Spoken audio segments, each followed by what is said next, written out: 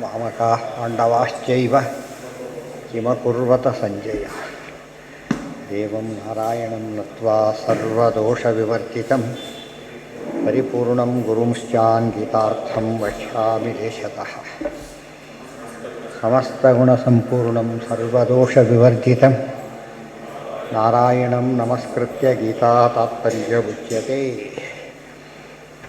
ಗುಣಗಣನಿಲಯಂ ಪತಿಬ್ರವಾಯಾಃ ಜಗದಾಧಾರಂಚ ವಾಸವೀಸೋನುಂ ಮುನಿಕುಲತಿಲಕಂಚ ಪೂರ್ಣಬೋಧಂ ಗುರುಮಪಿ ಪರಮಂ ಗುರುಂಚ ಮೇ ವಂದೇ ಲಕ್ಷ್ಮೀನಾರಾಯಣಂ ನತ್ವಾ ಪೂರ್ಣಬೋಧಾದಿಕಾನ್ ಗುರೂನ್ ಕುರ್ಮ ಶ್ರೀಕೃಷ್ಣಗೀತಾಯಾಃ ಭಾಷ್ಯಾದ್ಯುಕ್ತಾರ್ಥಸಂಗ್ರಹ ಯತ ಪ್ರವೃತ್ತಿರ್ಭೂತಾನಾಮೇನ ಸರ್ವಮಿದಂ ತತಂ ಸ್ವಕರ್ಮಣಾ ತಮಭ್ಯರ್ಚ್ಯ ಸಿದ್ಧಿಂ ವಿಂದತಿ ಮಾನವಃ ಶ್ರೇಯಾನ್ ಸ್ವಧರ್ಮೋ ವಿಗುಣಃ ಪರಧರ್ಮಾತ್ ಸ್ವನುಷ್ಠಿತಾತ್ ಸ್ವಭಾವನಿಯತಂ ಕರ್ಮ ಕುರ್ವನ್ನಾಪ್ನೋತಿ ಕಿಲ್ಬಿಷಂ. ಶ್ರೇಯಾನ್ ಸ್ವಧರ್ಮೋ ವಿಗುಣಃ ಅದನ್ನೆಲ್ಲ ಹೇಳಿದೆ. ಸ್ವಧರ್ಮಾಚರಣೆ ಎಂಬುದು ಸ್ವಲ್ಪ ಅದರಲ್ಲಿ ಲೋಪ ಇದ್ದರೂ ಪರವಾಗಿಲ್ಲ, ಸ್ವಧರ್ಮವನ್ನೇ ಆಚರಣೆ ಮಾಡಬೇಕು.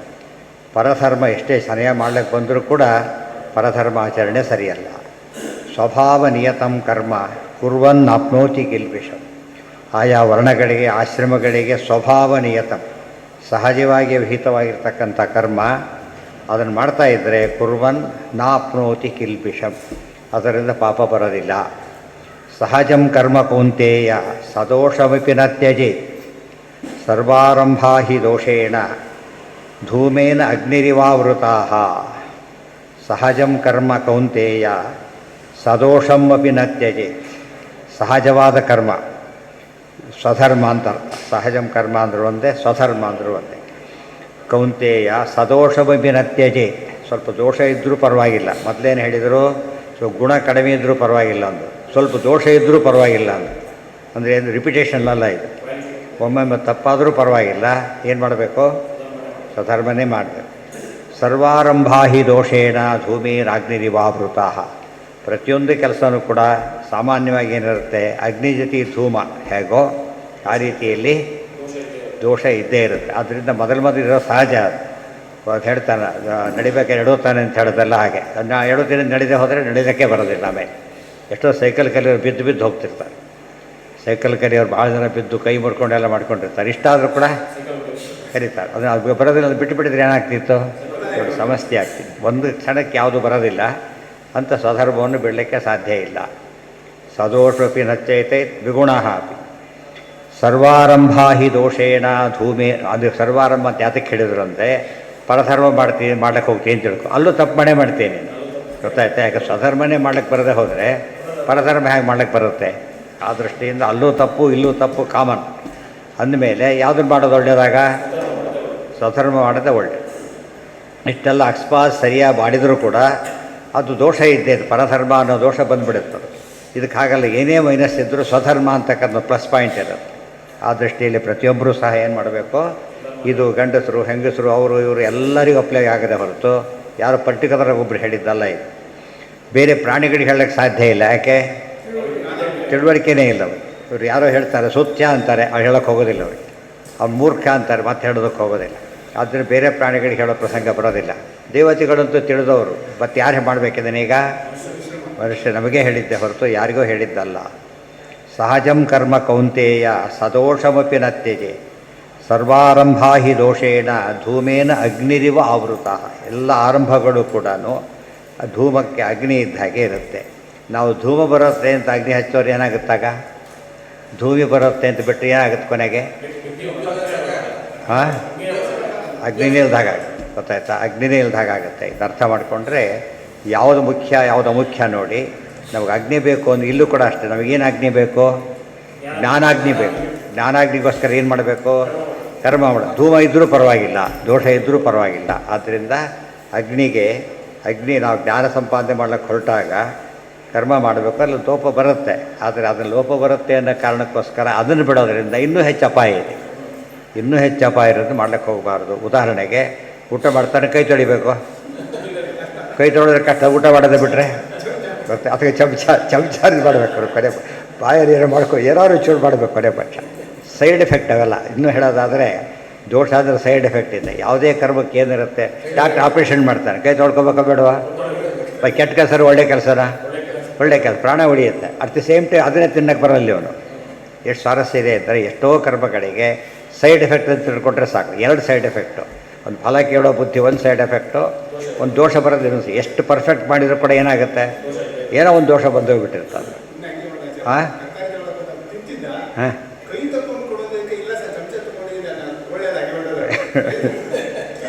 ಅವನೇನಂತಾರೆ, ಅವ್ರ ಬುದ್ಧಿಲಿ ನಿಮ್ಮನ್ನೇ ಬೈತಾರೆ ಅಂತ ಅವ್ನು ತಿಳ್ಕೊಳಕ್ಕೆ ಹೋಗೋದು. ಜನಗಳ ಸ್ವಭಾವ ಅಂತ ಹತ್ತಿರ ಏನು ಮಾಡೋಕ್ಕೂ, ಕಣ್ಣಿಗೆ ಕಾಣದೇ ದೋಷ ಇಲ್ಲ, ಕಂಡ ಮೇಲೆ ಏನು ಮಾಡ್ಲಿಕ್ಕೆ ಬರೋದಿಲ್ಲ. ಅವನು ಸುಮ್ಮನೆ ಕೈ ತೊಳ್ಕೊಂಡಿದ್ಯಾ ಅಂತ ಕೇಳಬಾರ್ದು. ಅಲ್ಲ ಅಲ್ಲ ಅಲ್ಲ ಅಲ್ಲ ಅಲ್ಲ ಅವ್ನು ಸುಮ್ಮನೆ ಕೈ ತೊಗೊಳತ್ತೆ ಕೇಳಿದರೆ ಅದು ತಪ್ಪೇ. ಯಾಕೆ ಏನೇ ಅಂತ ಕೇಳ್ತಾರೆ. ಅದಕ್ಕೆ ಕಣ್ಮೇಲೆ ತೊಳ್ಕೊಳ್ಳೋದಾದ್ರೆ ತಪ್ಪಾಗುತ್ತೆ ಅವ್ರು, ಗೊತ್ತಾಯ್ತಾ? ಅದಕ್ಕೆ ನಮ್ಮದು ಹಾಗೇನೆ, ಕಂಡ ಮೇಲೂ ತೊಗೊಳೋದಾದ್ರೆ ತಪ್ಪಾಗುತ್ತೆ. ಕಂಡ್ಮೇಲೆ ಏನು ಮಾಡಬೇಕು, ಅದನ್ನು ತೊಗೊಂಡು ಎಲ್ಲರಲ್ಲೂ ದೋಷ ಇದೆ ಅಂತ ತಿಳ್ಕೊಬೇಡ. ಕೆಲವು ದೋಷ ಪೂರ್ವವಾದಾಗ ಏನು ಮಾಡಬೇಕಾಗ ಬಿಟ್ಬಿಡ್ಬೇಕು. ಇನ್ನೂ ಮಾಡೋದಾದ್ರೆ ಆ ದೋಷಕ್ಕೆ ಅರ್ಥನೇ ಇರೋದಿಲ್ಲ. ಆದ್ದರಿಂದ ಸರಿಯಾಗಿ ಯೋಚನೆ ಮಾಡಿ ಅಂತ ಹೇಳಿದರು. ಅಸಕ್ತ ಬುದ್ಧಿ ಸರ್ವತ್ರ ಚಿತಾತ್ಮ ವಿಗತ ಸ್ಪೃಹ ನೈಷ್ಕರ್ಮ್ಯ ಸಿದ್ಧಿಂ ಪರಮಾಂ ಸನ್ಯಾಸೇನ ಅಧಿಗಚ್ಚತಿ. ಅಸಕ್ತ ಬುದ್ಧಿ ಸರ್ವತ್ರ. ಅಸಕ್ತ ಬುದ್ಧಿ, ಇನ್ವಾಲ್ವ್ಮೆಂಟ್ ಇರಬಾರ್ದು. ಇನ್ವಾಲ್ವ್ಮೆಂಟ್ ಎಲ್ಲಿ ಬರುತ್ತೆ ಹೇಳಿದ್ರೆ, ಇನ್ವಾಲ್ವ್ ಆಗಿದ್ದಾನೆ ಅಂತಷ್ಟ ಪನಿಷಬಲ್ ಅಫೆನ್ಸ್ ಅದು. ಇನ್ವಾಲ್ವ್ ಆಗಿಲ್ಲ, ಯಾವುದೋ ಇಷ್ಟದಲ್ಲಿ ಬಿಟ್ಟೋದ, ಅವನು ಕೊಲೆಗಡಕ್ಕೆ ಕೂತಿದ್ದ ಒಳಗೆ, ನೀನು ಅವನಿಗೆ ಗೊತ್ತಿಲ್ಲ, ನೀವು ಕೊಲೆಗಡಕ್ಕೆ ಅದು ಕೇಳ್ಕೊಡ್ಸೋಕ್ಕಾಗತ್ತೆ.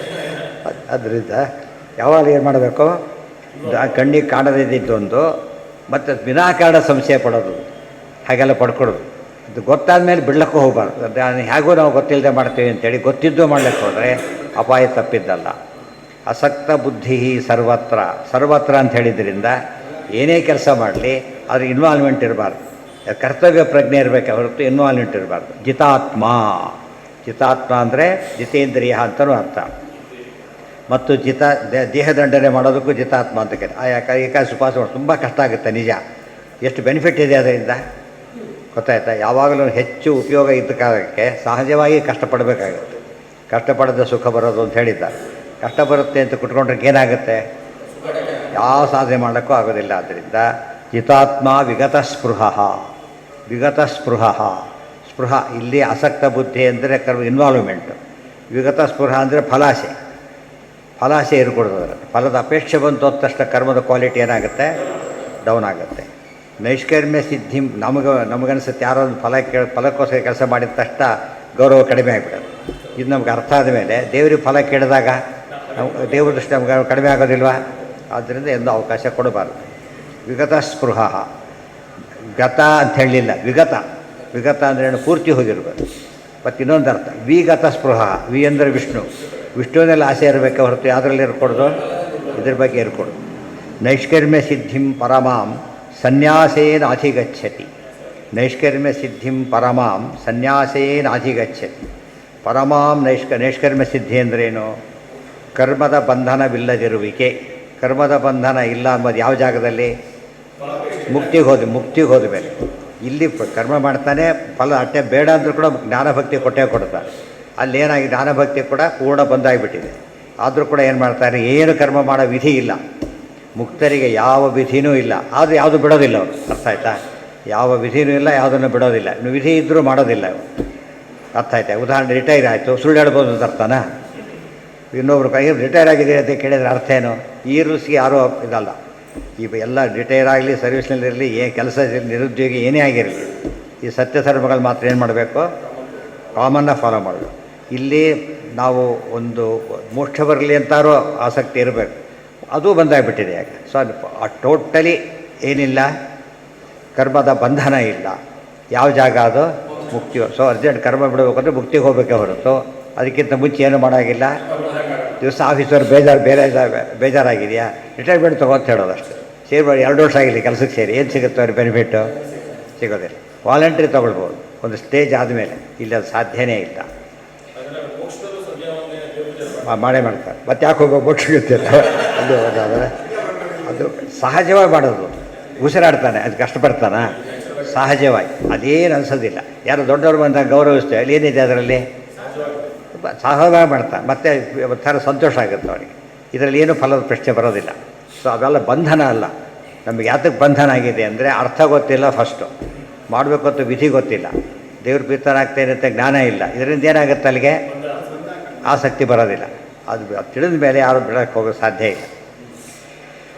ಅದಕ್ಕೆ ಯಾರೋ ಕರ್ಮ ಸರಿಯಾಗಿ ಮಾಡಿಸ್ಬೇಕು ಅಂತಿದ್ರೆ ಮೊದಲು ಸ್ವಲ್ಪ ಜ್ಞಾನ ಕೊಡಬೇಕು ಅವರಿಗೆ, ಅವಾಗ ಅರ್ಥ ಆಗುತ್ತೆ. ಏನೂ ಕೊಡದೆ ಮಾಡ್ತಾರಲ್ಲ ಇವರು, ಅದಕ್ಕೆ ಅವನೇನೂ ಬರೋದೇ ಇಲ್ಲ. ನೈಷ್ಕರ್ಮ್ಯ ಸಿದ್ಧಿಂ ಪರಮಾಂ ನೈಷ್ಕರ್ಮ್ಯ ಸಿದ್ಧಿಂ. ಪರಮ ಅಂತ ಯಾಕೆ ಸೇರಿಸಿದ್ರು ಅಂದರೆ ಅಪರೋಕ್ಷ ಜ್ಞಾನ ಬಂದಮೇಲೂ ಕರ್ಮದ ಬಂಧನ ಇಲ್ಲ. ಯಾವಾಗ ಧ್ಯಾನಕ್ಕೆ ಕೂತ್ರೆ, ಅಸಂಪ್ರಜ್ಞಾತ ಸಮಾಧಿ ಸ್ಥಿತಿಗೆ ಹೋದರೆ ಕರ್ಮ ಬಂಧನ ಇಲ್ಲ. ಮೋಕ್ಷದಲ್ಲಿ ಹಾಗಲ್ಲ, ಯಾವಾಗಲೂ ಹಾಗೇ ಇರ್ತಾನೆ, ಸಮಸ್ಯೆನೇ ಇಲ್ಲ. ಅದು ಪರಮ ಶಬ್ದ ಸೇರಿಸಿದರು. ಸನ್ಯಾಸೇನ ಅಧಿಗಚ್ಚತಿ ನೈಷ್ಕರ್ಮ್ಯ ಸಿದ್ಧಿಂ ನೈಷ್ಕರ್ಮ್ಯ ಫಲಾಂ ಯೋಗ ಸಿದ್ಧಿಂ. ನೈಷ್ಕರ್ಮ್ಯ ಇವ್ರು ಉಳಿದವರು ನೈಷ್ಕರ್ಮ್ಯ ಸಿದ್ಧಿ ಅಂತ ಪುಸ್ತಕನೇ ಇದೆ, ಅವ್ರದ್ದೊಂದು ಗ್ರಂಥನೇ ಇದೆ. ನೈಷ್ಕರ್ಮ್ಯ ಸಿದ್ಧಿ, ಇಷ್ಟಸಿದ್ಧಿ ಹಾಗೆಲ್ಲ ಗ್ರಂಥಗಳೇ ಇವೆ. ಅವು ನೈಷ್ಕರ್ಮ್ಯ ಅಂದ್ರೇನು? ಅಬ್ಸಲ್ಯೂಟ್ಲಿ ಆ್ಯಕ್ಷನ್ಲೆಸ್ನೆಸ್ ಬರಬೇಕು ಅವ್ರಿಗೆ. ಅದು ಇಂಪಾಸಿಬಲ್. ಯಾತಕ್ಕೆ? ಜಡ ಪದಾರ್ಥ ಆಗಿಬಿಡುತ್ತೆ. ಅಸಕ್ತ ಮಾಡ್ತಾ ಯಾಕೆ ಆದರಾದಲೋಪ ಆಧಾರದಿಂದಾಗಿ ಮಾಡೋದಿಲ್ಲ. ಫಲಕ್ಕಾಸೆ ಇದ್ದು ಮಾಡೋದಿರೋದು ಬೇರೆ, ಗೌರವದಿಂದ ಮಾಡೋದಿಲ್ಲ, ಸಮಸ್ಯೆ ಬರ. ಮಹಾಲಕ್ಷ್ಮಿ ಹೇಳ್ತಾರೆ ಮಾತನ್ನು, ಮಹಾಲಕ್ಷ್ಮಿ ನಿತ್ಯ ಮುಕ್ತವಳು, ಆದರೆ ಅವರಷ್ಟು ಸೇವೆ ದೇವರು ಯಾರೂ ಮಾಡೋದು ಸಾಧ್ಯ ಇಲ್ಲ. ಯಾತಕ್ಕೆ? ಸಹಜವಾಗಿ ಮಾಡ್ತಾರೆ. ಅದು ಎಲ್ಲಿ ಪ್ರೀತಿ ವಿಶ್ವಾಸ ಇರುತ್ತೋ ಅಲ್ಲಿ ಏನು ಫಲ ಬೇಕಾಗಲ್ಲ. ಮಗ ಊರಿಂದ 11 ಗಂಟೆ ಬರ್ತಾನೆ ರಾತ್ರಿ, ಏನು ಇಲ್ಲ ಅಡುಗೆ ಮಾಡ್ತೀನಿ ಬಿಡೋದಿಲ್ಲ, ಎಲ್ಲರೂ ಮಾಡಿ ಹಾಕ್ತಾರೆ. ಬೇರೆಯವ್ರು ಬಂದರೆ ಹೊತ್ತಾಯ್ತಲ್ಲ ಇಷ್ಟೊತ್ತಿಗೆ ಬರೋದು ಅಂತ ಕೇಳ್ತಾರೆ. ಯಾಕೆ? ಪ್ರೀತಿ ಇಲ್ಲ. ಅದು ದೇವರಲ್ಲಿ ಭಕ್ತಿ ಇದ್ದಾಗ ಏನು ಮಾಡೋಂತಲೂ ಹೇಳಬೇಕಾಗಿಲ್ಲ, ಬೆಳೆ ಮಾಡೇ ಮಾಡ್ತಾನೆ ಬಿಡೋದಿಲ್ಲ. ಹಾಂ ಹಾಂ ಹಾಂ ನೈಷ್ಕರ್ಮ್ಯ ಸಿದ್ಧಿಂ ಪರಮ. ಮತ್ತು ಇದು ಯಾವುದು ಭಾಷ್ಯ ಐತಿ. ಈಗ ತಾತ್ಪರ್ಯ ಏನಿದೆ? ತಾತ್ಪರ್ಯದಲ್ಲಿ ನೈಷ್ಕರ್ಮ್ಯ ಸಿದ್ಧಿಂ ಪರಮ. ನೈಷ್ಕರ್ಮ್ಯ ಸಿದ್ಧಿಂ ಅನಿಷ್ಟ ಸರ್ವಕರ್ಮ ನಾಶಾಖ್ಯ ಸಿದ್ಧಿಂ. ಇನ್ನೊಂದು ಅರ್ಥ, ಅನಿಷ್ಟ ಸರ್ವಕರ್ಮ ನಾಶಾಖ್ಯ ಸಿದ್ಧಿಂ. ಅನಿಷ್ಟದ ಯಾವ ಹೆಸರೂ ಇಲ್ಲ ಮೋಕ್ಷದೊಳಗೆ, ಏನಿಲ್ಲ. ಸ್ವಲ್ಪ ಅನಿಷ್ಟ ಅಸೋರ್ಷ ಜ್ಞಾನಿಗಳು ಸ್ವಲ್ಪ ಇದೆ, ಅವ್ರಿಗೆ ಪ್ರಾರಬ್ಧಕ್ಕೆ ಅನುಭವಿಸ್ಬೇಕಾಗತ್ತೆ. ಆದರೆ ಮೋಕ್ಷದಲ್ಲಿ ಏನೇನೂ ಇಲ್ಲ. ಅದರಿಂದಾಗಿಯೇ ಪರಮಾಂ ಅಂತ ಕರ್ಮ ಅಂದರೆ ಅನಿಷ್ಟ ಕರ್ಮಗಳಿಂದ ಬರತಕ್ಕಂಥ ಅನಿಷ್ಟ ಸಿದ್ಧಿ ಏನಿದೆಯಲ್ಲ ಅದು ರೋಲ್ಡ್ ಔಟಲ್ಲಿ ಮೋಕ್ಷದಲ್ಲಿ. ಅದೆಲ್ಲ ಕಳ್ಕೊಂಡ ಮೇಲೆ ಅಲ್ಲಿಗೆ ಹೋಗಿರೋದ್ರಿಂದ ಸಮಸ್ಯೆ ಬರೋದಿಲ್ಲ. ಸಿದ್ಧಿಂ ಪ್ರಾಪ್ತೋ ಯಥಾ ಬ್ರಹ್ಮ ತಥಾಪ್ನೋತಿ ನಿಬೋಧಮೇ. ಒಂದು ಸ್ಟೇಜ್ ಆಯ್ತು. ಈಗ ಇಷ್ಟೆಲ್ಲ ಯಾತಕ್ಕೆ ಹೇಳಿದರು? ಮುಕ್ತಿಗೋಸ್ಕರ ಹೊರಟಿರೋದು ಎಲ್ಲಿಗೀಗ? ಅಲ್ಟಿಮೇಟ್ಲಿ ಮುಕ್ತಿಗೆ. ನತದಸ್ತಿ ಕೃಷಿಗೋರಕ್ಷ ಸಿದ್ಧಿಂ ಪ್ರಾಪ್ತೋ ಯಥಾ ಬ್ರಹ್ಮ ತಥಾಪ್ನೋತಿ ನಿಬೋಧಮೆ. ಅದನ್ನು ನಾನು ಹೇಳ್ತೇನೆ ಕೇಳು. ಯಾಕೆ ನಿಮೇ ಅಂತ ಯಾತಕ್ಕೆ ಹೇಳ್ತಾನೆ? ಮೋಕ್ಷ ಕೊಡೋನು ನಾನೇ, ಮೋಕ್ಷದ ಸ್ವಾಮಿಯವನೇ, ನನ್ನಿಂದ ತಿಳ್ಕೊ ಅಂದರೆ ಬೇರೆ ತಿಳ್ಕೊಳ್ಳೋ ಚಾನ್ಸೇ ಇಲ್ಲ. ಅಲ್ಟಿಮೇಟ್ ಅದು. ಅದಕ್ಕೆ ಕೇಳು. ಸಮಾಸೇನ ಇವ ಕೌಂತೇಯ. ಸಮಾಸ ಅಂದ್ರೇನೋ? ಸಂಕ್ಷೇಪ ಅಂತ. ಸಂಕ್ಷೇಪವಾಗಿ ಹೇಳ್ತೇನೆ ಕೇಳು. ನಿಷ್ಠಾ ಜ್ಞಾನಸ್ಯ ಯಾ ಪರಾನಿಷ್ಠಾ ಜ್ಞಾನಸ್ಯ. ಅಲ್ಟಿಮೇಟ್ ಫ್ರೂಟ್ ಜ್ಞಾನಕ್ಕೆ ಹೇಗಿರುತ್ತೆ ಅಂತ ಹೇಳ್ತೇನೆ ಕೇಳು ಅಂತ ಹೇಳ್ತಾರೆ. ಯಥಾ ಏನ ಉಪಾಯೇನ ಸಿದ್ಧಿಂ ಪರಮಂ ಪ್ರಾಪ್ತಃ. ಏನ ಉಪಾಯೇನ ಸಿದ್ಧಿಂ ಪ್ರಾಪ್ತಃ ಬ್ರಹ್ಮ ಪ್ರಾಪ್ನೋತಿ ತಥಾ ನಿಬೋಧ. ಯಾ ಸಿದ್ಧಿ ಜ್ಞಾನಸ್ಯ ಪರಾನಿಷ್ಠ. ಯಾವ ರೀತಿಯಾದ ಬದುಕು, ಎಂಥ ಜೀವನ, ಇಂಥ ಒಂದು ವಿಶಿಷ್ಟವಾದಂಥ ಮುಕ್ತಿಗೆ ಸಾಧನವಾಗುತ್ತಲ್ಲ, ಅದನ್ನು ಹೇಳ್ತೇನೆ ಕೇಳು. ಬುದ್ಧ್ಯಾ ವಿಶುದ್ಧಯ ಯುಕ್ತೋ ಧೃತ್ಯಾತ್ಮಾನಂ ನಿಯಮ್ಯ ಚ ಶಬ್ದಾದೀನ್ ವಿಷಯಾಂಸ್ ತ್ಯಕ್ತ್ವಾ ರಾಗದ್ವೇಷೌ ಯುಧಸ್ಯ ಚ. ಇನ್ನು ಮುಗಿದಿಲ್ಲ ಅದು. ವಿವಿಕ್ತ ಸೇವಿ ಲಘ್ವಾಸಿ ಯತವಾಕ್ಕಾಯಮಾನಸಃ ಧ್ಯಾನಯೋಗಪರೋ ನಿತ್ಯಂ ವೈರಾಗ್ಯಂ ಸಮುಪಾಶ್ರಿತಃ ಅಹಂಕಾರಂ ಬಲಂ ದರ್ಪಂ ಕಾಮಂ ಕ್ರೋಧಂ ಪರಿಗ್ರಹಂ ವಿಮುಚ್ಯ ನಿರ್ಮಮಃ ಶಾಂತೋ ಬ್ರಹ್ಮ ಭೂಯಾಯ ಕಲ್ಪತೆ. ಹೀಗಿರಬೇಕು ನಮ್ಮ ಜೀವ. ಇಷ್ಟೆಲ್ಲ ಹೇಳಿದ್ದರೆ ಮತ್ತೆ ಸಮರಿ ಏನದು? ಯಯಾ ಬುದ್ಧ್ಯಾ ವಿಶುದ್ಧಯಾ ಯುಕ್ತ. ಬುದ್ಧಿ ಶುದ್ಧವಾಗಿರಬೇಕು. ಬುದ್ಧಿ ಶುದ್ಧ ಯಾವಾಗಿರ್ತದೆ? ಅಂತಃಕರಣ ಶುದ್ಧಿ ಅಂದರೆ ಫಲಾಪೇಕ್ಷೆ ಬಿಡೋದು ಒಂದು ಶುದ್ಧಿ, ವಿಹಿತ ಕರ್ಮ ಮಾಡೋದು ಒಂದು ಶುದ್ಧಿ, ಕೃಷ್ಣಾರ್ಪಣ ಬುದ್ಧಿ, ಇವೆಲ್ಲ ಸೇರಿಬಿಟ್ರೆ ವಿಶುದ್ಧವಾದ ಬುದ್ಧಿ. ಅಥವಾ ವಿಷ್ಣುನಾ ಶುದ್ಧ ಬುದ್ಧಿಯ, ಭಗವದ್ ಅನುಗ್ರಹದಿಂದ ಬಂದ ಶುದ್ಧಿ. ನಾವು ಎಷ್ಟೇ ಮಾಡಿದ್ರು ಧಿಯೋ ಯೋನಃ, ದೇವ್ರನ್ನ ಕೇಳಬೇಕೆ ಹೊರತು ಅದಾಗಿ ಶುದ್ಧವಾಗೋ ಚಾನ್ಸ್ ಅಂತೂ ಇಲ್ಲ. ಅದಾಗಿ ಬುದ್ಧಿ ಬರೋದಾದರೆ ಯಾರು ಸ್ಕೂಲು ಕಾಲೇಜ್ ಯಾರು ಕಳಿಸ್ಲೇಬೇಕಾಗಿಲ್ಲ. ಬೆಳೀತಾ ಬೆಳೀತಾ ಬುದ್ಧಿ ಬರುತ್ತಾ? ದೇಹ ಬೆಳೆಯಿತು, ಬುದ್ಧಿ ಬರೋದಿಲ್ಲ. ಬುದ್ಧಿ ಬರಬೇಕಾದ್ರೆ ಒಂದು ಏನು ಮಾಡಬೇಕು, ಅದಕ್ಕೆ ವ್ಯವಸ್ಥೆ ಆಗಲೇಬೇಕು. ಅನ್ನ ದೇಹ ತನ್ನಿಸ್ತಾನೆ ಅನ್ನ ಹೇಗೆ ಬೇಕೋ, ದೇಹದ ಬೆಳವಣಿಗೆಗೆ ಅನ್ನ ಹೇಗೆ ಬೇಕೋ, ಮನಸ್ಸು ಬುದ್ಧಿಗಳ ಬೆಳವಣಿಗೆಗೆ ಏನು ಬೇಕು, ಜ್ಞಾನ ಬೇಕೇ ಬೇಕು. ಅದು ಜ್ಞಾನ ಹೇಗಿರಬೇಕು, ವಿಶುದ್ಧವಾಗಿರಬೇಕು. ಧೃತ್ಯ ಆತ್ಮಾನಂ ನಿಯಮ್ಯ ಚ. ಧೃತಿ ಹಿಂದೆ ಹೇಳಿದ್ದಾರೆ, ಧೈರ್ಯ, ಸಾತ್ವಿಕ, ರಾಜಸ, ತಾಮಸ. ಯಾವ ಧೈರ್ಯ ಬೇಕು ನಮಗೀಗ, ಸಾತ್ವಿಕ ಧೈರ್ಯ. ಆತ್ಮಾನವನ್ನು ಮನಸ್ಸನ್ನು ನಿಯಮ್ಯ ಚ, ನಿಯಂತ್ರಣ ಮಾಡಬೇಕು. ಶಬ್ದಾದೀನ್ ವಿಷಯಾಂತ್ಯಕ್ತ. ನಾಳೆ ಪರೀಕ್ಷೆ, ಎಲ್ಲೋ ಟೆನ್ಷನ್ ಹೋಗ್ತಾರೆ, ನಾಳೆ ಪರೀಕ್ಷೆ ಎಚ್ಚರಿಸುತ್ತವನು, ಹೋಗ್ಲಿಕ್ಕೆ ಸಾಧ್ಯ ಇಲ್ಲ. ಏನೇ ಫ್ರೀ ಪಾಸ್ 1000 ಹೇಳಿ, ನಾಳೆ ಪರೀಕ್ಷೆ ಇದೆ ಅಷ್ಟೇ. ಇದನ್ನು ಹೇಗೆ ಗಟ್ಟಿ ಕುತ್ಕೊಂಡ್ಬಿಡ್ತಾನೆ, ಹಾಗೆ ನಮಗೆ ನಾಳೆ ಪರೀಕ್ಷೆ ಇಲ್ಲ. ದೇಹ ಈಗಲೋ ಇನ್ನಾವಾಗಲೋ ಈತನವು ಹೋಗದಿರೋದು. ಆದ್ದರಿಂದ ಇದು ಡೆಫಿನೆಟ್ಟು, ಕಾಲ ಇಂಡೆಫಿನೆಟ್. ಅರ್ಥ ಆಯ್ತಾ? ದೇಹ ಬಿಡೋದು ಡೆಫಿನೆಟ್ಟು, ಯಾವಾಗ ಅನ್ನೋದು ಮಾತ್ರ ಇಂಡೆಫಿನೆಟ್. ಅದನ್ನ ಏನು ಮಾಡಬೇಕಾಗ, ಬಸ್ ಎಷ್ಟೊತ್ತಿಗೆ ಬರುತ್ತೆ ಅಂದರೆ ಅಷ್ಟೊತ್ತಿಗೆ ಹೋಗ್ಬೋದು. ಯಾವಾಗ ಬೇಕಾದ್ರೂ ಬರುತ್ತೆ, ಏನು ಮಾಡಬೇಕು, ಕೂತಿರ್ಬೇಕು ಅಲ್ಲೇ ಹೋಗಿ. ಯಾಕೆಂದ್ರೆ ನಾವು ಬಂದಾಗ ಅದು ಬರೋದಿಲ್ಲ, ಅದು ಬಂದಾಗ ನಾವು ಹೋಗ್ಬೇಕು. ನಮ್ಮ ಡಿಪೆಂಡೆನ್ಸ್ ಇರೋದ್ರಿಂದ ಆ ಎಚ್ಚರ ಇರಬೇಕು. ಶಬ್ದಾದೀನ್ ವಿಷಯಾಂತ್ಯಕ್ತ್ವ. ನಮಗೆ ಅಟ್ರ್ಯಾಕ್ಟ್ ಮಾಡೋವು ಯಾವ್ಯಾವುದು, ಶಬ್ದ, ರೂಪ, ರಸ, ಗಂಧ, ಸ್ಪರ್ಶ, 5. ಏನಂತ ಕರೀತಾರೆ, ಅವಕ್ಕೆ ತನ್ಮಾತ್ರಗಳು ಅಂತ ಕರೀತಾರೆ. ಆ ಕಡೆ ಹೋಗೋದಂತೆ ನೋಡ್ಕೋಬೇಕು. ಶಬ್ದಾದೀನ್ ವಿಷಯಾಂತ್ಯಕ್ತ್ವ. ವಿಷಯ ಅಂದ್ರೇನು, ಇಂದ್ರಿಯ ವಿಷಯಗಳು. ಇಂದ್ರಿಯಗಳು, ವಿಷಯಗಳು, ಶಬ್ದಾದಿಗಳು. ರಾಗದ್ವೇಷವು ಇದಶ್ಚ. ಪ್ರತಿಯೊಂದು ಇಂದ್ರಿಯ ಸಂಬಂಧಪಟ್ಟಂತೆ ಬೇಕು ಅನಿಸಿದರೆ ರಾಗ, ಬೇಡ ಅನಿಸಿದರೆ ದ್ವೇಷ. ಗೊತ್ತಾ? 2 ಕಾಟ. 5 ಇಂದ್ರಿಯಗಳಿಗೂ ಏನಿದೆ, ರಾಗದ್ವೇಷಗಳಿದೆ. ಕರ್ಮೇಂದ್ರಿಯಗಳಿಗೂ ಕೂಡ ಮಾಡಬಾರದನ್ನು ಮಾಡೋದು, ಕೇಳಬಾರದು ಅದಿದೆ. ಮತ್ತು ಮನಸ್ಸಿಗೂ ಇದೆ. ಬಟ್ 11 ಇಂದ್ರಿಯಗಳಿಗೂ ಏನಿದೆ, ಒಂದಲ್ಲ ಒಂದು ರಾಗದ್ವೇಷ ಇದ್ದೇ ಇದೆ. ಆದ್ದರಿಂದ ಅವನ್ನೆಲ್ಲ ಗೆಲ್ಲಬೇಕು. ಅದೇ ಅಂತೆ ವಿಷಯ. ಯಾವುದು ವಿಷಯಗಳು ಅಂದರೆ ಶಬ್ದಾದಿ ಇನ್ನಂತ. ಶಬ್ದ ಅವರನ್ನು ಕರ್ಕೊಂಡು ಬಾ, ಇವ್ರನ್ನ ಅವ್ರು ಇಂಥ ಮನುಷ್ಯನ ಕರ್ಕೊಂಡು ಬಾ ಅಂಥೇಳಿ 2-3 ಎಕ್ಸಾಂಪಲ್ ಕೊಡ್ತಾರಲ್ಲ ಹಾಗೆ. ಶಬ್ದಾದೀನ್ ವಿಷಯಾನ್ ತ್ಯಕ್ತ್ವ. ಬರೀ ಶಬ್ದಾದೀನ್ ಅಂದರೆ ಏನು, ವಿಷಯ ಅನ್ನಂದರೆ ಏನು ಗೊತ್ತಾಗಲ್ಲ. ಯಾವ ವಿಷಯ ಏನವು 2 ಹೇಳಬೇಕು. ವಿವಿಕ್ತ ಸೇವಿ ನೋಡಿ, ವೆರಿ ಇಂಪಾರ್ಟೆಂಟ್. ವಿವಿಕ್ತ ಸೇವಿ, ಆದಷ್ಟು ಐಸೋಲೇಟೆಡ್ ಆಗಿರಿ. ಉಳಿದದ್ದು ಮಿಕ್ಸಪ್ ಆಗ್ಲಿಕ್ಕೆ ಹೋಗಬೇಡಿ ಅಂತ ಹೇಳ್ತಾರೆ. ಕೊರೋನಾ ಬಂದಾಗ ಎಲ್ರಿಗೂ ಅರ್ಥ ಆಗಿತ್ತು, ಹೌದಲ್ಲ? ಮತ್ತೆ ಎಲ್ಲ ಹೋಗಿಬಿಟ್ಟು ಅದು ಯಾವಾಗಲೂ ಮಾಡಿದರೆ ಬರೋದೇ ಇಲ್ಲ. ಹಿಂದೆ ಹೇಳಿದ್ರು ಒಂದು ಕಡೆಗೆ ಏನಂತ ಹೇಳಿದರು, ವಿವಿಕ್ತ ಸೇವೆ ತಿಲ್ಲಿ ಹೇಳ್ತಾರೆ. ಹಿಂದೆ ಹೇಳಿದರು ಜನಸಂಪರ್ಕ ಇಲ್ಲದೆ ಇರಬೇಕು. ಅರತಿರ್ ಜನಸಂಸದಿ ಹಿಂದೆ ಹೇಳಿದ್ರು. 20 ಲಕ್ಷಣ ಹೇಳಬೇಕಾದ್ರೆ ಅರತಿರ್ ಜನಸಂಸದಿ, ಜನಗಳ ಗುಂಪಿನಲ್ಲಿ ಇರಬಾರ್ದು. ಅಲ್ಲ, ಗುಂಪಿಗೆ ಹೋಗಬೇಕು ಅಂತಾಗಲಿ, ಅಲ್ಲಿ ಮಿಕ್ಸ್ ಆಗ್ಲಿಕ್ಕೆ ಹೋಗಬಾರ್ದು. ಅರ್ಥ ಆಯ್ತಾ? ನಮ್ಮಷ್ಟು ನಾವು ಇದ್ಬಿಟ್ಟು ಇರೋ ಸಮಸ್ಯೆ ಬರೋದಿಲ್ಲ. ಸ್ವಲ್ಪ ಇನ್ವಾಲ್ವ್ಮೆಂಟ್ ಬಂತು ಅಂದರೆ ಶುರುವಾಗ್ತದೆ. ಅರತಿರ್ ಜನಸಂಸದಿ ಹೇಗೋ ವಿವಿಕ್ತ ಸೇವಿ. ವಿವಿಕ್ತ ಅಂದರೆ ಏನು, ಐಸೋಲೇಟೆಡ್ ಆಗಿರೋದು. ಜನಗಳ ಹತ್ರ ಸೇರಿ ಕಂಟ್ರೋಲ್ ಮಾಡೋದಕ್ಕಿಂತ ಸೇರದೇ ಇದ್ದುಬಿಟ್ರೆ ಅನುಕೂಲ ಆಗುತ್ತಲ್ಲ, ಆದಷ್ಟು ಹಾಗಿರಬೇಕು. ಲಘ್ವಾಸಿ, ಹೆಚ್ಚು ತಿನ್ನಬಾರ್ದು. ಇದು ವೆರಿ ಇಂಪಾರ್ಟೆಂಟ್. ಇದು ಪ್ರಾಬ್ಲಮ್ ಬರೋದು. ಅದು ಏಕಾಸಿ ಲಘ್ವಾಸಿ ಅಲ್ಲ, ಅನಶನ. ಅನಶನ ವ್ರತ. ಬಿಡೋದು ದಿವಸ ಜಾಸ್ತಿ ತಿನ್ಕೊಡೋದು, ಎಚ್ಚರ ಇರಬೇಕು. ಈಗ ಜಾಸ್ತಿ ದಿನ ಬಿಡ್ತಾರೆ, ವ್ರತ ಬಂದಿರುತ್ತೆ ಅಂತೇಳಿ 15 ದಿವಸ ಜಾಸ್ತಿ ದಿನ ಬಿಡ್ತಾರೆ. ಒಂದು ತಿಂಗಳು ಕಷ್ಟಪಡಬೇಕು ಅಂತೇಳಿ ಡಬಲ್ ತಿಂದುಬಿಟ್ರೆ ಏನಾಗುತ್ತೆ, ಅದು ವ್ರತನೇ ಕೆಟ್ಟು ಹೋಗ್ಬಿಡೋದು. ನಾರ್ಮಲ್ ಆಗಿರ್ಬೇಕು. ನಾಳೆ ಏಕಾದಶಿ ಅಂತ ಜಾಸ್ತಿ ತಿನ್ನಬಾರ್ದು. ಅವ ಏಕಾದಶಿ ಮಾಡೋದು ಸುಲಭ, ಜಾಸ್ತಿ ದಿನ ಮಾಡೋಕ್ಕಾಗೋದಿಲ್ಲ. ಇದೇ ಒಂಥರ ತೊಂದರೆ ಕೊಡೋದು. ಅದರಿಂದ ತುಂಬ ಜನ ವ್ರತ ಉಪವಾಸ ಮಾಡದೇ ಇರೋದಕ್ಕೆ ಕಾರಣ ಓವರ್ ಪ್ರಿಪ್ರೇಷನ್.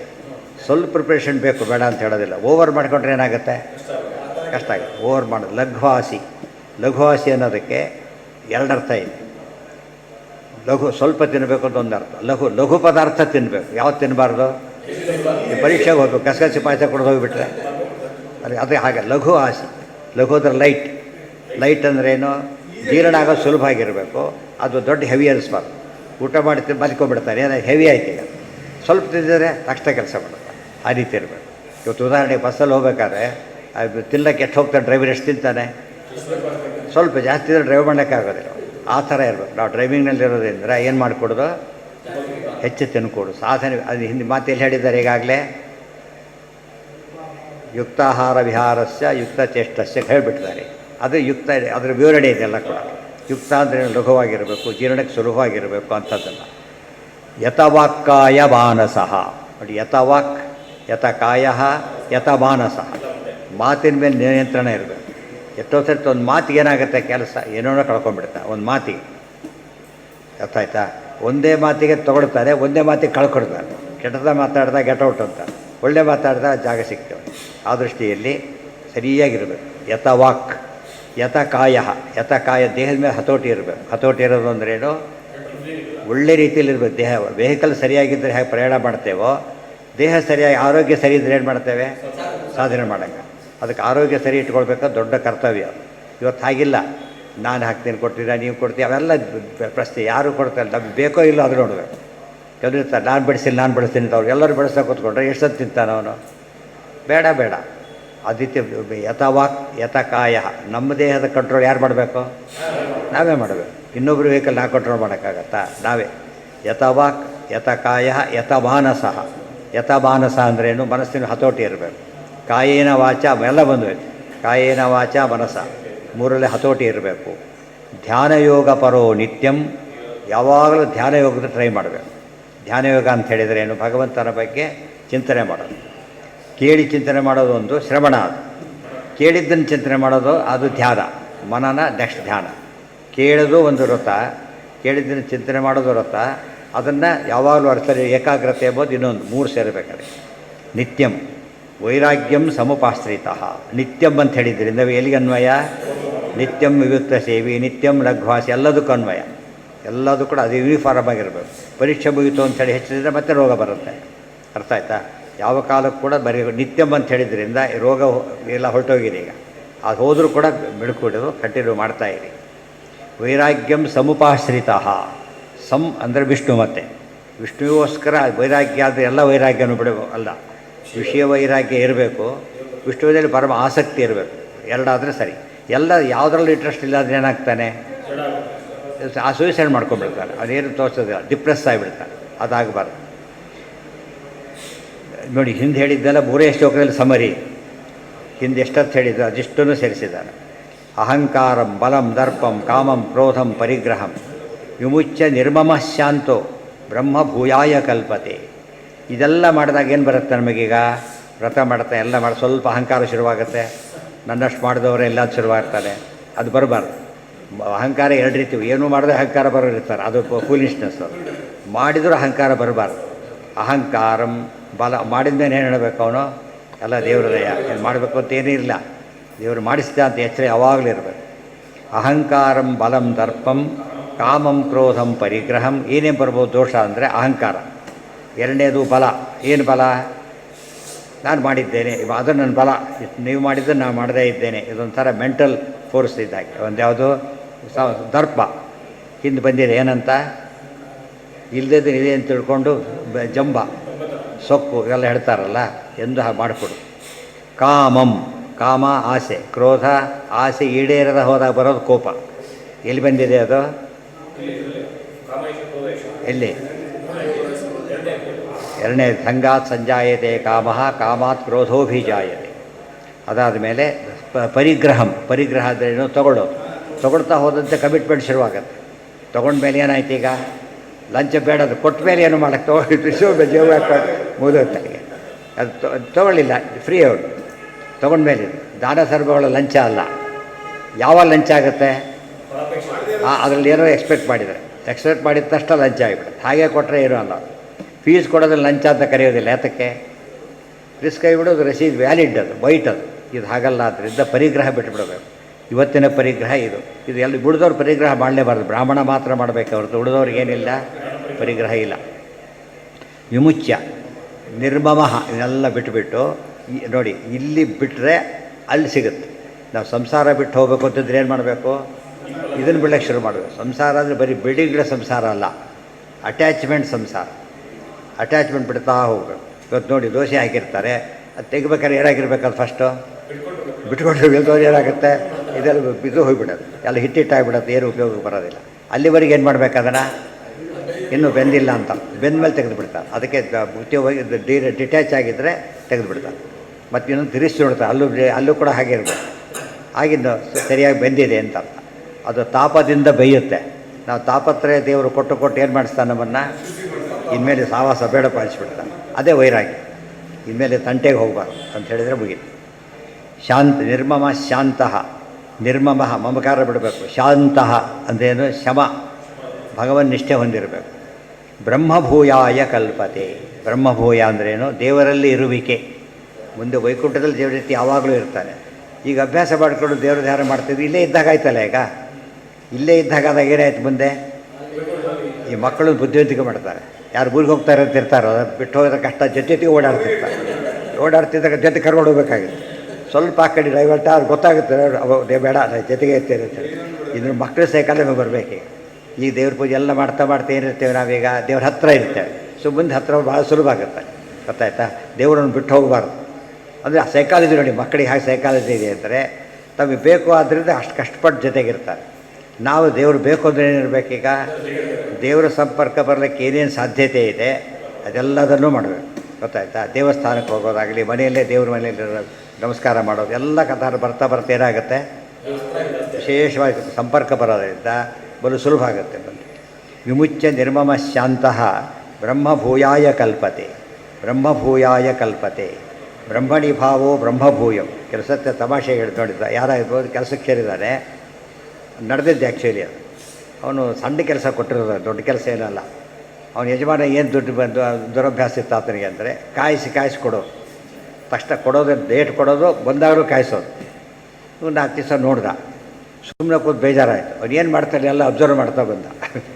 ಅರ್ಥ ಆಯ್ತಾ? ಈಗ ಹೇಗೆ ವ್ಯವಹಾರ ಮಾಡ್ತಾರೆ ಸ್ಟಡಿ ಮಾಡ್ದ. ಅರ್ಥ ಆಯ್ತು? ಆ್ಯಕ್ಚುಲಿ ನಡೆದಿದ್ದು ಎಷ್ಟು ಚೆನ್ನಾಗಿ ಮಾಡಿದೆ. ಆಮೇಲೆ ಅವನ ಕಂಪ್ನಿ ಇವರೇ ಶುರು ಮಾಡಿಬಿಟ್ಟ. ಅರ್ಥ ಆಯ್ತಾ?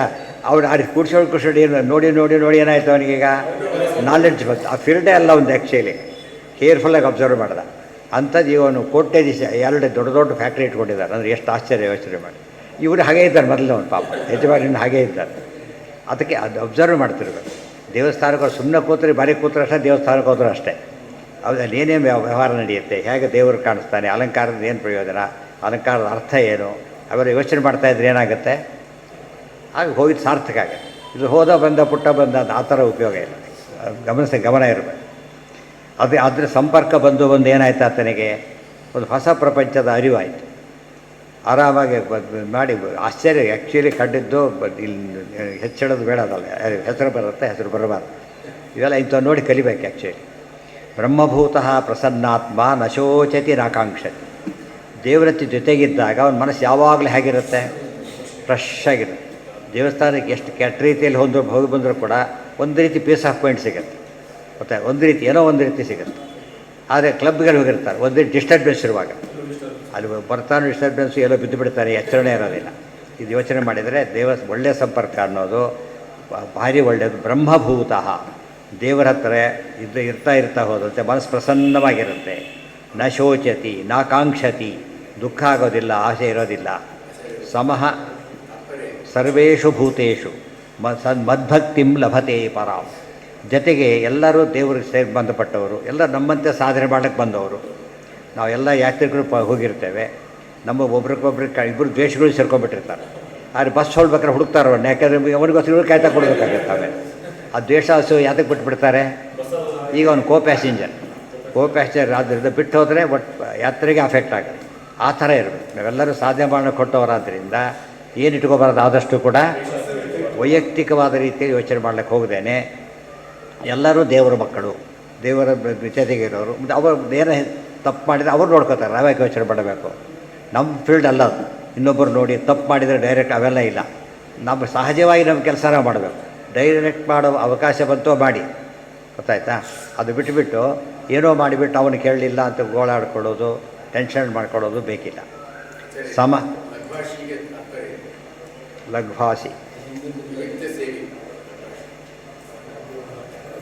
ವಿವಿಕ್ತ ಸೇವಿ ಲಘ್ವಾಸಿ ವಕ್ಷ್ಯಮಾಣ ಪ್ರಕಾರೇಣ ವರ್ತಮಾನಃ ತದನಂತರಂ ನೈಷ್ಕರ್ಮ್ಯ ಸಿದ್ಧಿಂ ಪ್ರಾಪ್ತೋ ಭೂತ್ವಾ ಬ್ರಹ್ಮಾಖ್ಯಯ ಅಲ್ಲ ಓಕೆ ಲಕ್ಷ್ಮ್ಯಾ ಸಕಾಶಂ ಯಥಾಪ್ನೋತಿ ತಥಾ ನಿಬೋಧ.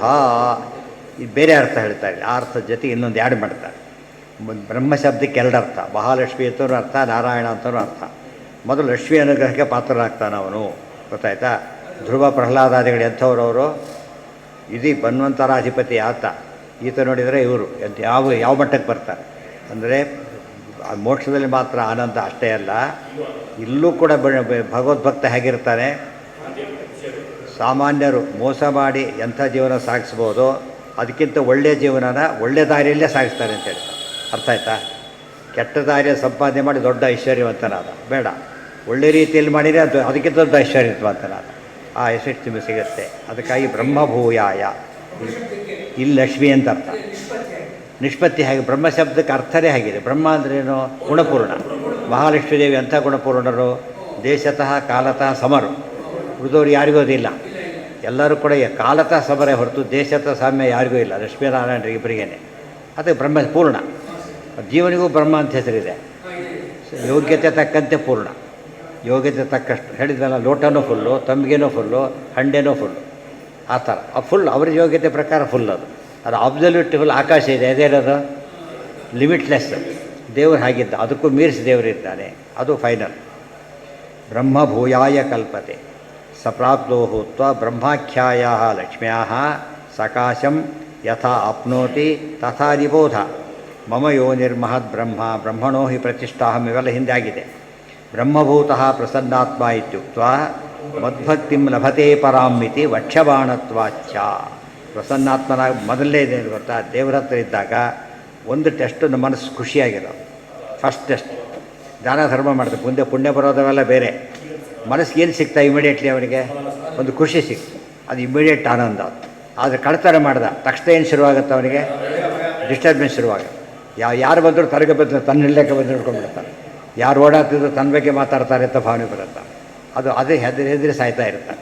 ಮುಂದೆ ನರಕಕ್ಕೆ ಹೋಗೋದು ಒಂದು ಕಡೆ ಇರಲಿ, ಇಲ್ಲ ನರಕ ಇದ್ದಾಗಿರುತ್ತೆ. ಅವ್ರು ನಿದ್ರೆ ಬರೋದಿಲ್ಲ, ಮಣ್ಣಿಲ್ಲ, ಏನೇ ಶಬ್ದಾರು ತನ್ನ ಬಗ್ಗೆನೇ ಮೆಟ್ಟು ಬೀಳ್ತಾ ಇರ್ತಾರೆ. ಹಾಗೆಲ್ಲ ಆಗಬಾರ್ದು. ಬ್ರಹ್ಮಭೂತಃ ಪ್ರಸನ್ನಾತ್ಮ ಇತ್ಯುಕ್ತ ಸರ್ವಪಾಪಕ್ಷಯ ದೇಹಂ ತ್ಯಕ್ತ ದೇವಾನ್ ಕ್ರಮಾದುರಜನ್. ಸರ್ವಪಾಪ ಕ್ಷಯ ಆಗಿಬಿಟ್ಟಿದೆ ಅವರಿಗೆ.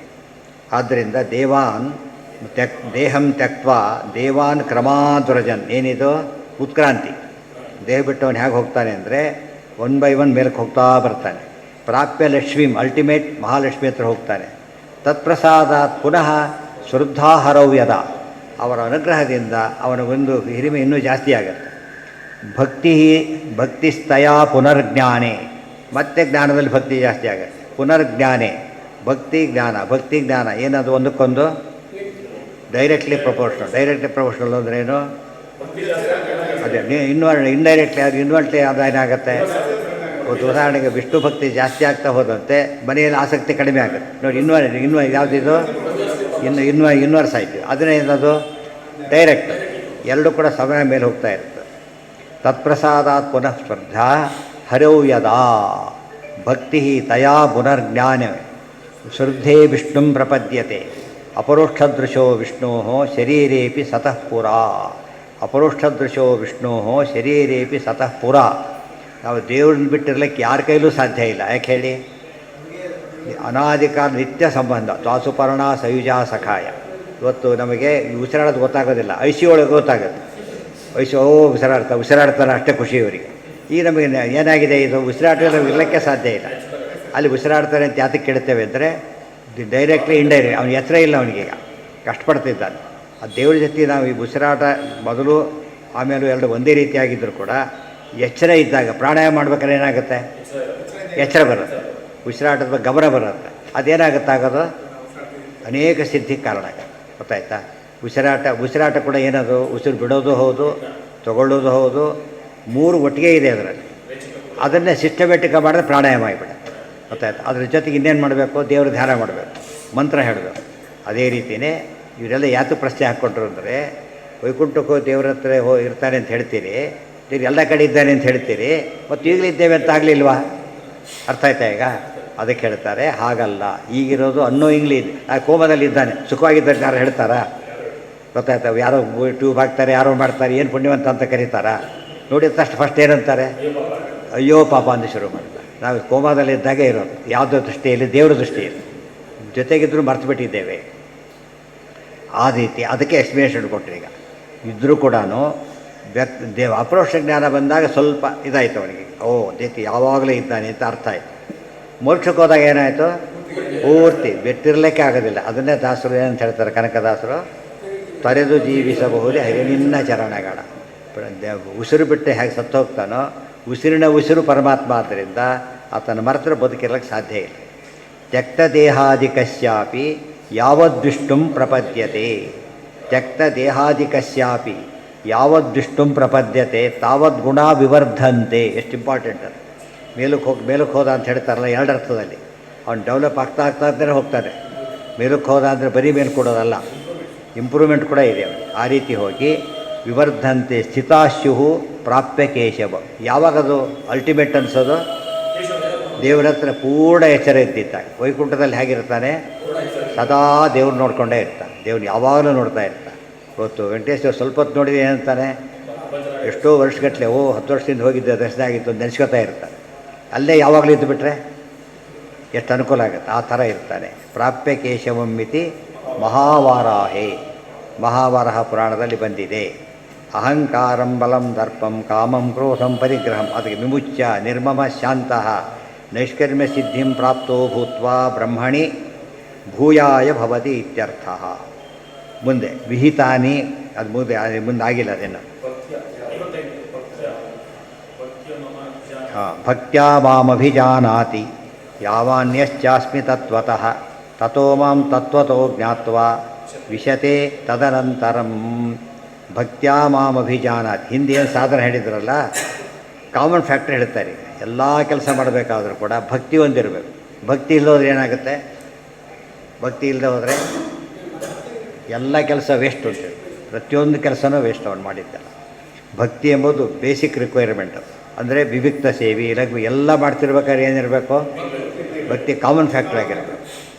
ಬ್ರಹ್ಮಭೂಯಾಯ ಕಲ್ಪತೆ ಬ್ರಹ್ಮಭೂತಃ ಪ್ರಸನ್ನಾತ್ಮ ನ ಶೋಚತಿ ನ ಕಾಂಕ್ಷತಿ ಭಕ್ತ್ಯಾ ಮಾಂ ಅಭಿಜಾನಾತ್. ಭಕ್ತಿ ಯಾವಾಗಿರುತ್ತೋ ಅದರಿಂದ ದೇವ್ರ ಬಗ್ಗೆ ಜ್ಞಾನ ಹೆಚ್ಚುತ್ತಾ ಹೋಗುತ್ತೆ. ಯಾವಾನ್ ಯಶ್ಚಾಸ್ಮಿ ತತ್ವತಃ. ನಾನು ಎಂಥವನು, ಯಾರು ಒಬ್ಬದನ್ನು ತತ್ವತಃ ತಿಳಿತಾನೆ. ತಪ್ಪಾಗಿ ತಿಳಿದವನು ಹೇಗೆ ತಿಳಿತಾನೆ? ಈಗ ತತ್ವತಃ ತಿಳಿತಾನೆ. ತಥೋ ಮಾಂ ತತ್ವತೋ ಜ್ಞಾತ್ವ. ಜ್ಞಾನವೂ ಮತ್ತೆ ಜಾಸ್ತಿ ಆಗುತ್ತೆ. ಕೊನೆಗೆ ಎಲ್ಲಿ ಬರ್ತಾನೆ? ವಿಶತೆ ತದನಂತರಂ. 3 years ಕೋರ್ಸ್ ಕಂಪ್ಲೀಟ್ ಮುಗಿಸಿದಾಗ ಕೋರ್ಸ್ ಕಂಪ್ಲೀಟ್ ಅಂತೀವಲ್ಲ, ಹಾಗಾಗ್ತಾನೆ. ಅದು ವಿಶತೆ ತದನಂತರಂ. ದೇವರೊಳಗೆ ಪ್ರವೇಶ ಮಾಡ್ತಾನೆ. ಸರ್ವಕರ್ಮಾಣ್ಯಪಿ ಸದಾ ಕುರ್ವಾಣೋ ಮದ್ವ್ಯಪಾಶ್ರಯ ಮತ್ಪ್ರಸಾದಾದವಾಪ್ನೋತಿ ಶಾಶ್ವತಂ ಪದಮವ್ಯಯ. ಇದಕ್ಕೆ ದಾರಿ ಯಾವುದು ಅಂದರೆ ಸರ್ವಕರ್ಮಾಣ್ಯಪಿ ಸದಾ ಕುರ್ವಾಣ. ಎಲ್ಲ ಕೆಲಸನೂ ಎಲ್ಲ ಕೆಲಸಕ್ಕೂ ಮಾಡ್ತಾನೆ, ಆದರೆ ಒಂದಕ್ಕೂ ಅಟ್ಯಾಚ್ಮೆಂಟೇ ಇಲ್ಲ. ಎಲ್ಲಿಗೆ ಹೋಗ್ತಾನೆ ಅವನೀಗ? ಮತ್ಪ್ರಸಾದಾದವಾಪ್ನೋತಿ ಶಾಶ್ವತಂ ಪದಂ ಅವ್ಯಯಂ. ಶಾಶ್ವತವಾದ ಪದ, ಅವ್ಯಯವಾದ ಪದ ಅಂತ ಅರ್ಥ ಏನು? ನಚ ಪುನರಾವರ್ತತೆ ನಚ ವಾಪಸ್ ಬರೋದಿಲ್ಲ. ಸುಖವಾಗಿ ಮಾಪುಪೇತ್ಯತು ಕೌಂತೆಯ ಪುನರ್ಜನ್ಮ ನ ವಿದ್ಯತೆ. ಇಲ್ಲೇ ಬಂದಿದೆ ನಚ ಪುನರಾವರ್ತತೆ. ಅದೆಲ್ಲ ಬಂದಿರೋದನ್ನು ಗಟ್ಟಿ ಮಾಡ್ತಾರೆ. ಶಾಶ್ವತಂ ಪದಂ ಅವ್ಯಯಂ ಪದಂ. ಅವ್ಯಯ ಪದ ಅಂದ್ರೇನು? ಕಡಿಮೆ ಆದರೆ ವ್ಯಯ, ಕಡಿಮೆ ಆಗದಿರುವಿಕೆ ಅವ್ಯಯ. ಅದು ಪೂರ್ಣತೆ ಅಂತ. ಅವ್ಯಯ ಮೀನ್ಸ್ ಪೂರ್ಣ, ಶಾಶ್ವತ ಮೀನ್ಸ್ ನಿತ್ಯ. ಎರಡು ನೋಡಿದಾಗ ರಿಪಿಟೇಷನ್ ಕಾಣುತ್ತಲ್ಲ, ವ್ಯತ್ಯಾಸ ಬೇರೆ. ಅದು ಮತ್ಪ್ರಸಾದಾದ ಪರ್ಮನೆಂಟ್. ಟೆಂಪರರಿ ಜಾಬು ಫುಲ್ ಸಂಬಳ ಕೊಡ್ತಾರೆ, ಪರ್ಮನೆಂಟ್ ಜಾಬ್ ಫುಲ್ ಸಂಬಳ ಕೊಡ್ತಾರೆ. ಎಷ್ಟು ಡಿಫ್ರೆನ್ಸ್ ಇದೆ? ಪರ್ಮನೆಂಟ್ ಎಂಬ ಕಾನ್ಸೆಪ್ಟ್ ಇದೆ ಜೊತೆಗೆ. ಇಲ್ಲಿಲ್ಲ, 1 ತಿಂಗಳು 2 ತಿಂಗಳು ಅಷ್ಟೇ. ಎರಡು ಸೇರಬೇಕು. ಅದಕ್ಕೆ ಅದು ರಿಪಿಟೇಷನ್ಗಳಲ್ಲವು. ಪುನರಂತರಂಗ ಸಾಧನಾನಿ ಉಕ್ತ ಉಪಸಂಹರತಿ ಸರ್ವಕರ್ಮಾಣಿ ಇತ್ಯಾದಿನ. ಎಲ್ಲ ಕರ್ಮಗಳನ್ನೂ ಮಾಡಬೇಕು. ಎಲ್ಲ ಕರ್ಮಗಳನ್ನು ಅಂದ್ರೇನು? ವರ್ಣಾಶ್ರಮ ವಿಹಿತವಾದ ಎಲ್ಲ ಕರ್ಮಗಳನ್ನು ಕೂಡ ಮಾಡಬೇಕು. ಚೇತಸ ಸರ್ವಕರ್ಮಾಣಿ ಭಕ್ತ್ಯಾ ಮಾಂ ಅಭಿಜಾನ ವಿಹಿತಾನಿ ಅದಕ್ಕೆ ಸೇರಿಸ್ತಾರೆ ವಿಹಿತಾನಿ ಅಂತೇಳಿ. ವಿಹಿತಾನಿ ಸರ್ವಕರ್ಮಾಣ್ಯಪಿ ಮದ್ವ್ಯಪಾಶ್ರಯೋ ಭೂತ್ವ ಸದಾ ಕುರ್ವಾಣ. ಎಷ್ಟೋ ಸರ್ತಿ ಆಫೀಸಿಂದ ಮನೆಗೆ ಹೋಗ್ತೀನಿ ಅಂತ ಎಲ್ಲ ಕೆಲಸ ಆಯಿತು ಅಂತ. ಇನ್ನು ಎಷ್ಟೋ ಕೆಲಸ ಮಾಡ್ತಾ ಇದ್ದಾರೆ. ಕೆಲಸ ಆಯಿತು ಅಂದರೆ ಏನು? ನನ್ನ ಕೆಲಸ ಆಯಿತು ಅಂತ ಅರ್ಥ. ಗೊತ್ತಾಯ್ತಾ? ಎಲ್ಲ ಆಫೀಸಲ್ಲಿ ಕೆಲಸ ಆಗಿದೆ ಅಂತ ಅರ್ಥ ಅಲ್ಲ, ನನ್ನ ಕೆಲಸ ಆಯಿತು. ಆ ರೀತಿಯ ಪ್ರತಿನಿತ್ಯದಲ್ಲೂ ಕೂಡ ಆ ಯೋಚನೆ. ಇವತ್ತೆಲ್ಲ ಕೆಲಸ ಏನೇನು ಮಾಡಬೇಕಿತ್ತು ಮಾಡಿದ್ದೀನ. ನಾನು ಯಾಕೆ ನೋಡೋದಿಲ್ಲ ಅಂದರೆ ಯಾವುದು ಮಾಡೇ ಇರೋದಿಲ್ಲ. ಆದ್ದರಿಂದ ತುಂಬ ಜಾಸ್ತಿ ರಿಸಲ್ಟ್ ನೋಡೋಕ್ಕೆ ಹೋಗಲ್ಲ. ಏನು ಬರೆದ ರಿಸಲ್ಟೇ ನೋಡೋದಿಲ್ಲ. ಯಾಕೆಂದರೆ ಗ್ಯಾರಂಟಿ ಫೇಲ್. ಇವನಿಗಿರೋಕ್ಕೂ ಹತ್ರ ಅವನಿಗಿರೋದಿಲ್ಲ. ವಕ್ಷಮಾಣ ಪ್ರಕಾರೇಣ ಅದಾಯ್ತಲ್ಲ ಅಷ್ಟೇ.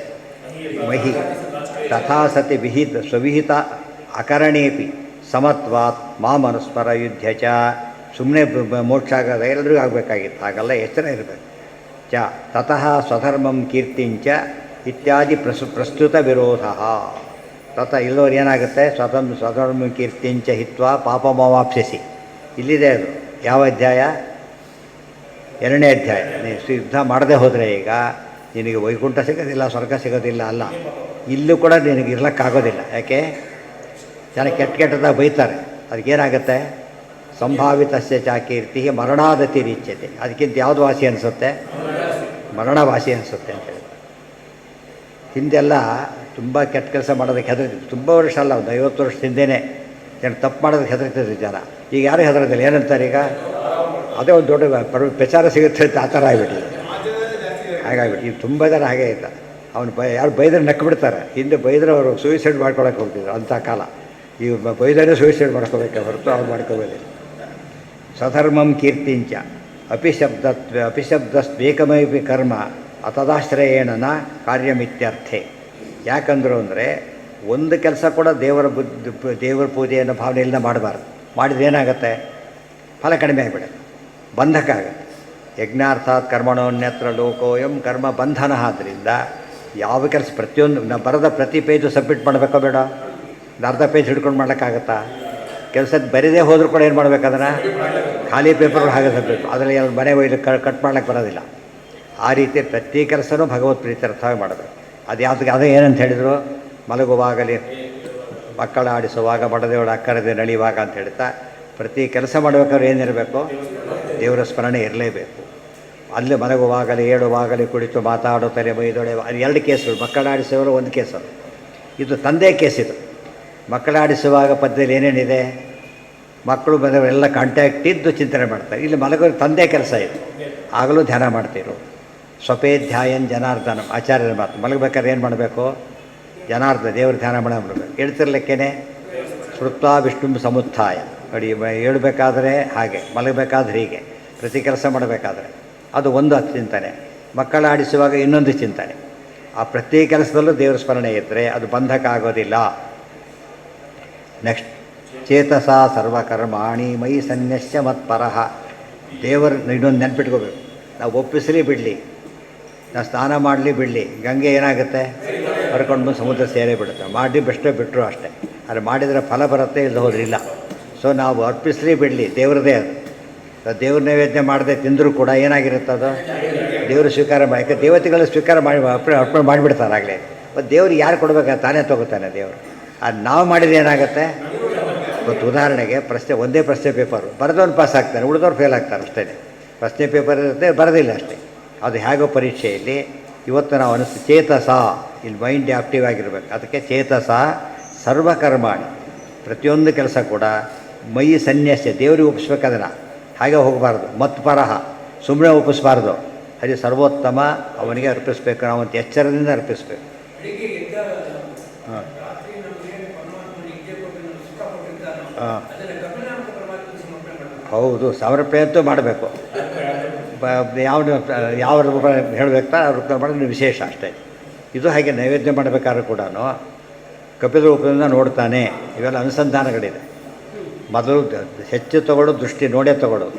ಇವತ್ತು ದೊಡ್ಡವರಿಗೆ ಕೊಡ್ತಾರೆ, ಮಡಿಲಿರ್ತಾರೆ, ಅಲ್ಲಿಟ್ಬಿಡು ಅಂತಾರೆ ಅಷ್ಟೇ. ಅದು ನೋಡಿಬಿಟ್ರೆ ಮುಗಿದು ತೊಗೊಂಡಾಗ ಲೆಕ್ಕ. ಅವ್ರು ನೋಡಲಿಲ್ಲ ಅಂತ ವಾಪಸ್ ತೊಗೊಂಡ್ಬೇಕಾಗಿಲ್ಲ.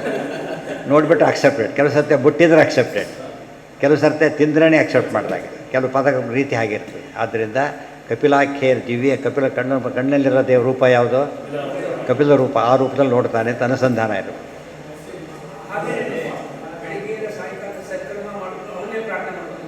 ಹೌದು, ಮಾಡ್ತಾ ಮಾಡ್ತಾ ಏನಾಗ್ತಾ ಹೋಗುತ್ತೆ? ಕ್ಲಾರಿಟಿ ಜಾಸ್ತಿ ಆಗುತ್ತೆ. ಇದು ವುಡ್ಡು ಇಷ್ಟು ಗೊತ್ತಾದರೆ ಪುಣ್ಯ, ಟೀ ಕೊಟ್ಟು ಭಾಳ ಒಳ್ಳೆ ಜ್ಞಾನ ಬರಲಿಲ್ಲ ಆಗ ಅದು ವ್ಯಾಲ್ಯೂ ಜಾಸ್ತಿ ಅಂತ ಗೊತ್ತಾಗುತ್ತಲ್ಲ. ಆ ರೀತಿ ಅದು ಓವರ್ನೈಟ್ ಬರೋದಿಲ್ಲ. ನಿಧಾನವಾಗಿ ಏನು ಮಾಡ್ತಾ ಹೋಗಬೇಕು? ಮೊದಲು ದೇವರಿದ್ದಾನೆ. ಯಾವ ಊಟ ಮಾಡ್ತೀರಿ, ಅನ್ನ ನೈವೇದ್ಯ ಪದಾರ್ಥದಲ್ಲಿ ಪರಮಾತ್ಮ ಇದ್ದಾನೆ. ವಾಸುದೇವನ ಅನ್ನದೊಳಗೆ ಕೇಳಿದ್ದೇವೆ ನಾವು. ಅದು ಯಾವುದೂ ನಮಗೆ ಗೊತ್ತಿಲ್ಲ, ದೇವರಿದ್ದಾನೆ ಅಷ್ಟು ತಿಳ್ಕೊಂಡ್ರೂ ಒಂದು ಪ್ಲಸ್ ಪಾಯಿಂಟ್ ಆಯಿತು. ಡೀಟೇಲ್ಸ್ ತಿಳ್ಕೊಂಡಷ್ಟು ಜಾಸ್ತಿ ಏನಾಗುತ್ತಾಗ? ತುಂಬ ಜಾಸ್ತಿ ಆಗುತ್ತೆ. ಅದು ಎಷ್ಟು ಏನು ಹೇಳಿದರೂ ಕೇಳಬೇಕು, ಯಾವಾಗೆಲ್ಲ ಕೇಳಿದ್ರೆ ಹೇಳಬೇಕು. ಅವಾಗ ಅದು ಪರ್ಫೆಕ್ಟ್ ಅಂತ ಅನಿಸುತ್ತೆ. ಅದು ಓವರ್ನೈಟ್ ಬರೋದಿಲ್ಲ. ಅದಕ್ಕೆ ಸಾಧನೆ, ದಿನಗಳ ಸಾಧನೆ ಅಲ್ಲ, ವರ್ಷಗಳ ಸಾಧನೆ ಅಲ್ಲ, ಜನ್ಮಗಳ ಸಾಧನೆ. ಬಹೂನಾಂ ಜನ್ಮನಾಮಂತೆ ಜ್ಞಾನವಾನ್ ಮಾಂ ಪ್ರಪದ್ಯತೆ ತಮೇವಂ ಶರಣಂ ಗಚ್ಚ. ಅಲ್ಲಿಗಿಲ್ಲ. ನಾಳೆ ದಿವಸ ಇನ್ನು ಮುಂದೆ ಇದೆ, ಇನ್ನು ಭಾರಿ ಕಡಿಮೆ ಇದೆ. 2-3 ದಿವಸದಲ್ಲಿ 2 ದಿವಸ ಮ್ಯಾಕ್ಸಿಮಮ್ 3 ದಿವಸ ಆಗ್ಬೋದು.